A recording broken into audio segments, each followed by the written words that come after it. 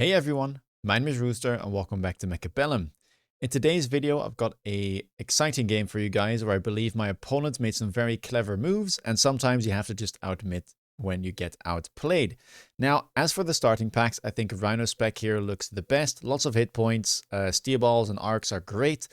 I think Fire Badger spec and Seer spec are both playable packs as well if you like Spider or Saber, but I've been trying to kind of stay away from Saber, and I think steel balls just have such good matchups that with this amount of hit points, it's hard to pass up on. And so we do pick that pack.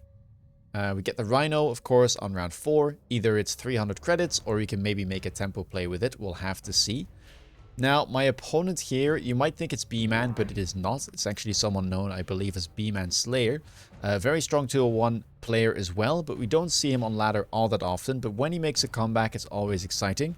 And well, that is what is going to happen in this game. He has his Spider start, and he's actually opting to play ASIM Standard from the looks of it. We'll have the Marksman spec, and so that level 3 Marksman will be available in round 3. And I decided to play Standard here. The main reason is because I think playing Steel Balls into Tarantula on the line is not very favorable if I'm in a headbutt. I might win round 1, but Spiders just chaff clear so well that it can become very tough to win later on. And so I'd rather create some distance. Now, little did I know that there would be a lot of distance. Opponent here picks up 2 Fangs and places them, in not a very conventional way, not quite what you would expect. We do get into the right tower, and it looks like with the debuff, we might be able to take down these spiders. That is what's going to happen. And so round 1 does go over to us. Usually what happens when you play Steel Ball into Spider, but it gets a bit tricky later on. Round number 2, great item to show up here for the Steel Balls, heavy armor. But my opponent picks up the mass-produced wasp.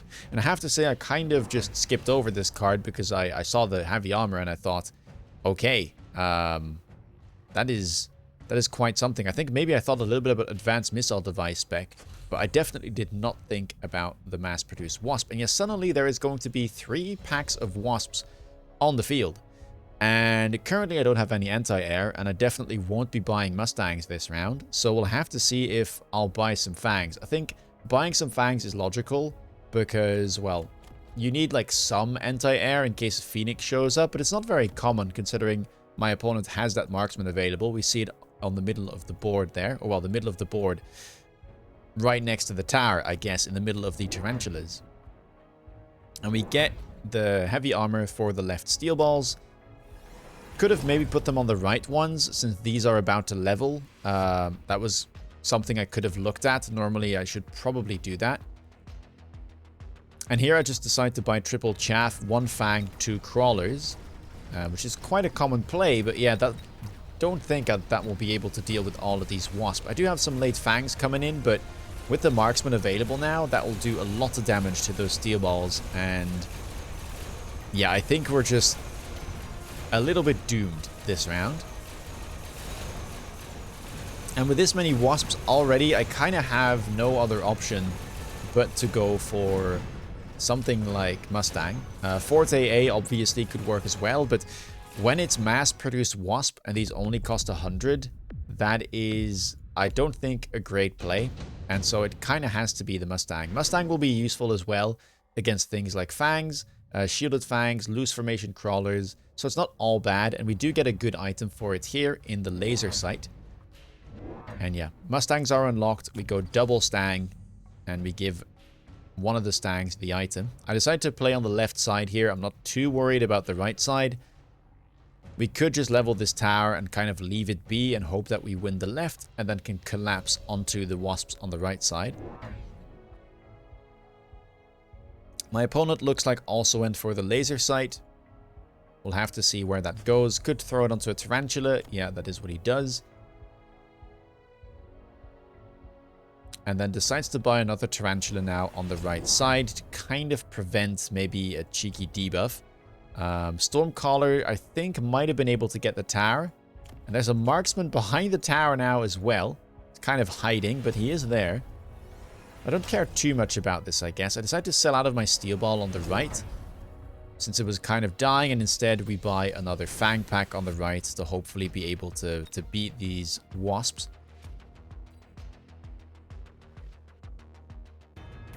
And let's see how this goes. Arc lights are in prime position still. Do grab a level there, and it's just permanently firing away at the chaff, so not too bad. Mustangs will help out as well.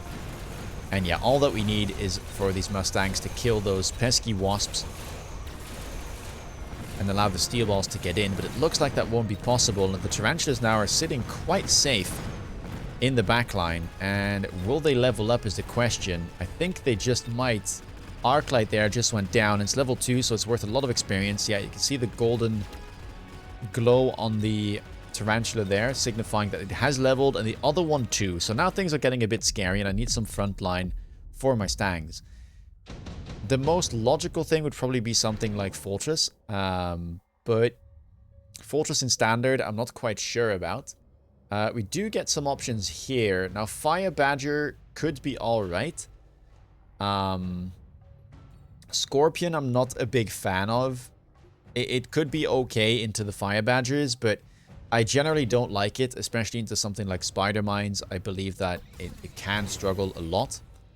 And so Sledgehammers is a bit similar. It's a lot of deployments, so maybe it wouldn't have been so bad, but I think Tarantulas do quite well into Sledges.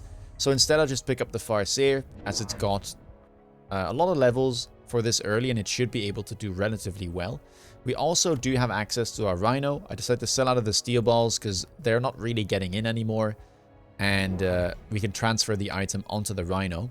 Now here I'm thinking about making a play on the right tower. And we see that my opponent, heads up, does go for the missile preemptively.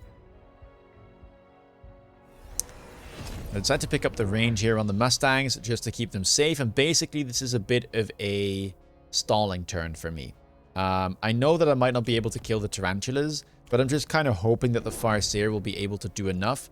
And I need Mustangs kind of all over the board anyway to deal with all these wasps. So instead I'll just hope that with the Rhino I can get some good tempo.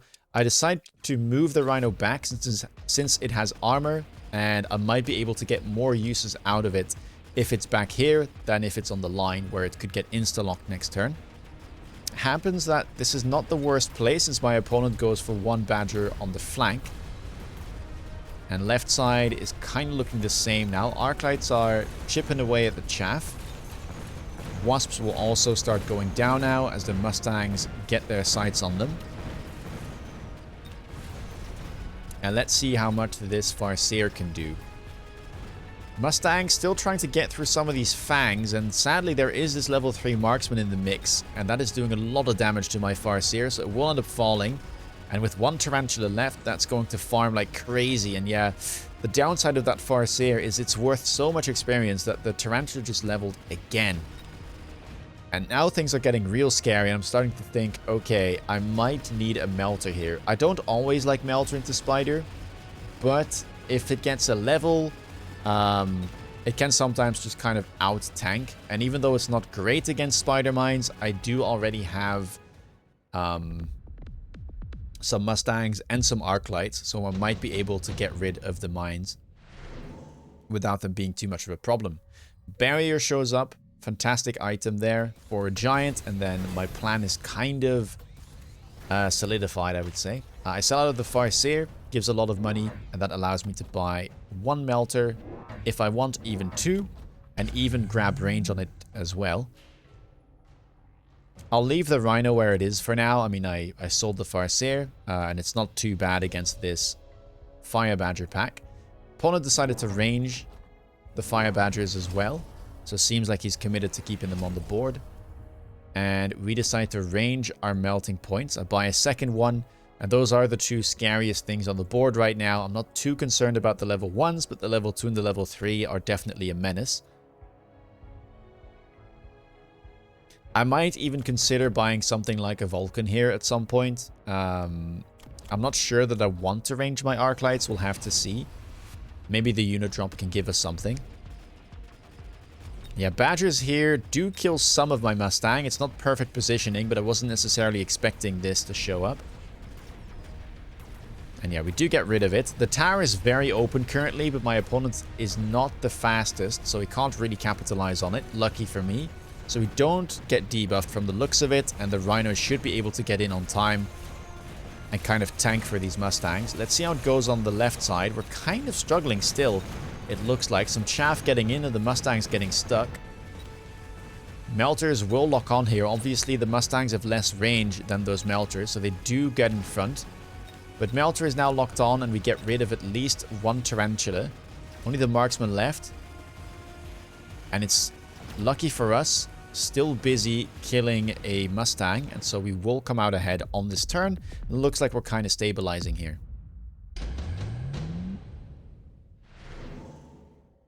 Round number 6. Now here the Vulcan shows up and it looks really good for me. Now my opponent goes for Phantom Rays, which is quite logical as well. It can be very good against Mustang, especially with armor, but I don't really want to buy a specific answer to it, because the only thing really would be something like maybe Marksman at a high level, or Phoenix, Raiden of course, but that's expensive. And I think Melter can do an okay job against them anyway. So here I decide to pick up the Vulcan, and we'll just throw that in front of the tower after selling the Arclight. This will kind of make sure that we're able to deal with anything coming our way, and that's quite a nice move, I would say, considering that my opponent goes for the Spider Mines this turn. Vulcan's definitely quite capable of dealing with those if given the right techs, and also Vulcan can be really good against Fire Badger.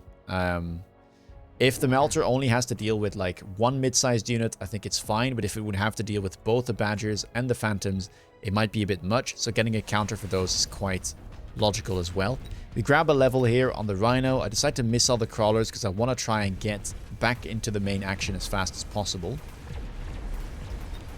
Vulcans for now don't have any techs. Was too expensive to go for that this turn. We do grab a level on the Melter. I think that's very important here, especially against like smaller units. Melters can be really tanky if given some resources, and so I decide to level them up here where possible.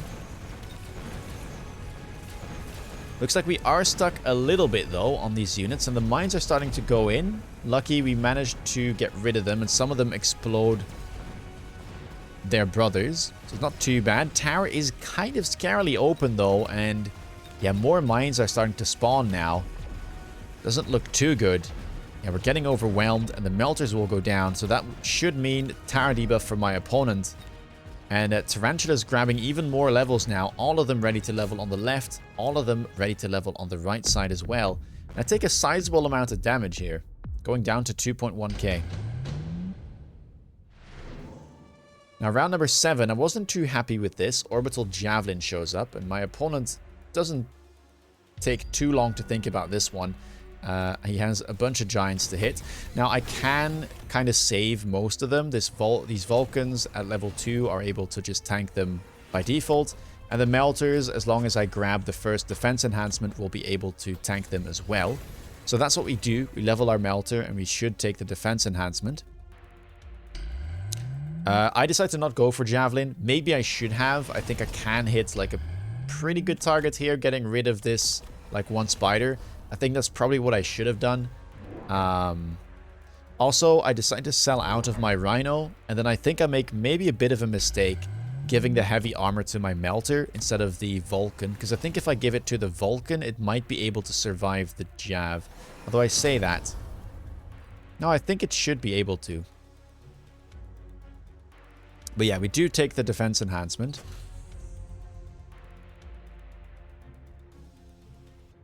And now, what else do we do? Oh, I go for a Rhino because I was a bit afraid of this side. Now, my opponent sells out of the Badger this turn, which I didn't know. But yeah, I didn't want to have the expensive Rhino, and it was a bit annoying that the Badgers kept firing at my Mustangs. I wanted to have a cheaper option on that side. We do level the Mustangs where possible, and we are loaning for the temp range this turn because I wanted to get range as well as Scorching Fire on my Vulcans alongside the oil. Now the oil partially lands, some good shields there from my opponent, and yeah, sadly we do lose out on our Vulcan on the right side. I don't know how useful it is, because the right side isn't like the scariest thing right now. But the Mustangs are working very hard to get rid of all of these mines, get rid of the wasps, get rid of the fangs, the crawlers. They are getting somewhat overwhelmed. Left side, though, does look quite good. We managed to get rid of all the chaff in time. Lots of mines running in, though, and that will be the demise eventually of the Vulcan as it gets shut down by that marksman. Tower will go down, but lucky for us, we do have melting points locked on, and so we will get rid of a shield. My opponent here was loaning as well, so I'm quite happy about the financial situation. And I believe we should be able to win. We've got 2 Mustangs on the tower that will yield a debuff for ourselves, and that should be able to close out round number 7. So not too bad, all things considered, especially with the javelin that was used from our opponent. And now he's down to 1500 hit points. Now, round number 8, we get a really good item here for a giant, potentially. And my opponent gets advanced power system, which is quite scary as well. Getting more speed on those tarantulas, the mines, could make it difficult for us to chaff clear. And our towers are still kind of open. And that is what my opponent is kind of trying to abuse here. Is making use of the fact that he might be able to get insta-locks on my Vulcan with those Stormcallers. Goes for triple Stormcaller, elite recruited with the Lone and the Temp range. Safe to say, this was unexpected. But it is a very logical purchase. Stormcallers are very good against giants as long as they're allowed to shoot, and there's no reason for me to have missile interception this turn because there were no Stormcallers last turn. Also, opponents going for some missiles there in case I did put some fangs in front of the Vulcans. And here I decided to buy a couple more Vulcans because I identify the main problem to be the mines and the chaff, and I think if I can get rid of those, then the melters should be able to lock on to the correct targets. Of course, we are loaning here. Missiles here will land. And there's one Stormcaller on the right. I don't know if it's locked onto my Vulcan. Maybe it is. Looks like it is. And that is level 2, so it does chunk for quite a bit. Melter's now starting to work away, but I mean, look at these Stormcallers. Already getting rid of a Vulcan there. So luckily I have one more, but that one will fall too. The Melters are locked. Maybe, just maybe, we can get away with this one, although the storms are starting to get awfully close to my tower. And now the mines are starting to run in and we do get debuffed. That is a absolute horror considering that we have to deal with those storms. And my melter there goes down, taking so much damage. I've got a couple Mustangs left and the high level melting point that is still spawning sledges. We do get the shield, but I'm not sure that we have enough left. Melter here needs to kill the mines, but takes some damage from them. And now has to shoot at some mid-sized targets, and the retargeting takes too long. It looks like my opponent will take a clever turn on this round. Very well played. And so now we're starting to think, okay, I'm a bit afraid of him buying more Stormcallers. And I do have Mustangs available to be able to missile intercept. We get another item offered here, Barrier. Very nice pickup. We've got some great items this far. And yeah, I was really worried here about the Stormcallers and him buying more of them. Maybe even going for something like... Okay, he didn't have Overload. So that's probably something I should have caught up on. And I did know that oil was a concern at some point. And this is the round where he goes for another cheese. And yeah. I don't know if anyone would have guessed it, but... yeah, he goes for melters with range on the line after having purchased the Stormcallers. And he tries to get these insta-locks on my Vulcans. And my Vulcans are very important here because they have been doing a lot of chaff clearing and a lot of tanking too. But he's going to manage to insta-lock here. Also puts... doesn't put missiles down. This was my missile. I was trying to hit this wasp pack. And yeah, also setting the board on fire here with help of the underground threat and the oil. And yeah, I currently don't have any chaff. I just bought missile intercept stangs and I decided to buy more stangs. But I think this wasn't the best. I mean, obviously it wasn't the best play, but I think it was a bit of a lazy play. And you can see that, yeah, he gets the insta-locks. And with that, the Vulcans are just instantly gone from the board and have no units left that are really good at dealing with these crawlers. Never mind the spider mines. So it's just going to be the Mustangs. And it looks like they are struggling quite a bit. I mean, it's also the tanking factor that is gone now. Right side, though, looks like it was struggling anyway. But left side is starting to lose out as well. And we will lose tower by the looks of it. Yeah, we will. And I think right side was doing fine, but left side was really struggling a lot that turn. And so, because of that, my opponent manages to close out a game that I think otherwise would have been very favored for me. I think my setup is far better in terms of scaling than my opponent's. But yeah, goes for a clever 1-2 punch with the Stormcallers, which was unexpected, and then selling out of Storms and going for the Melters when I'm a bit too preoccupied going for Missile Intercept. Now, I'd like to just take over the round and see if I could make a change. Let's go for the barrier, obviously, and we'll throw that over here. Let's go for the lone and the temp range. Let's go for Missile Intercept and pretend that, well, that is something that we were worried about, which makes a lot of sense. And then probably I should just go for some chaff in front, because I don't think it's completely unreasonable to do something about this.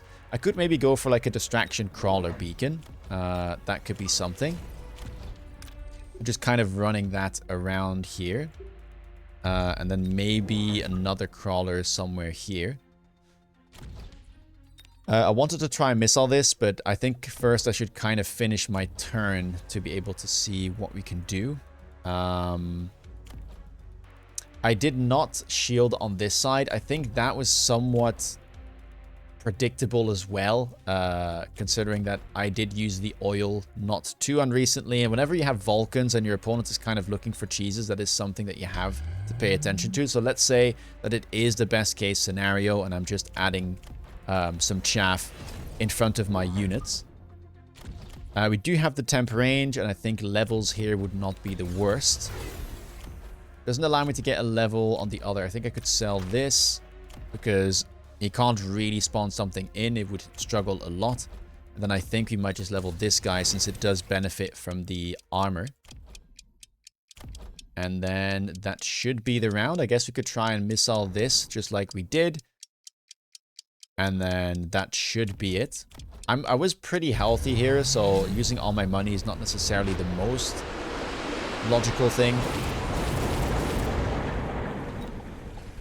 And yeah, this time the Vulcans don't quite get insta-locked. One of them does, still, with some good positioning there for my opponent.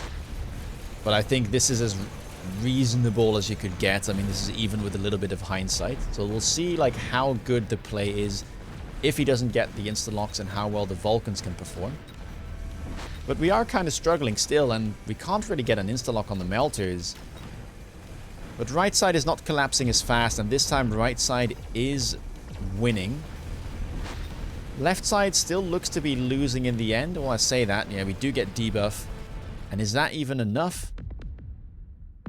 I think it might have been. Yes, I think that would have been enough to kill my opponent because I believe he was at 1400. So it is a very winnable round, but you kind of have to be frugal, I guess, or very cool-headed to not get too panicked about the Stormcallers. And that's what happened to me. Very well played to my opponent. As we can see, like his board is somewhat fragile to the setup I had, but with some clever positioning and, well, playing for the out, even if it kind of get countered, managed to win him the game. Anyway, if you like this video, please leave a thumbs up. Let me know down below what you thought of it. What do you think of these plays? If you want to stay up to date with my latest content, please consider subscribing. And if you want to see me play live, check me out on Twitch. With that being said, take care, guys, and see you in the next video. Bye-bye.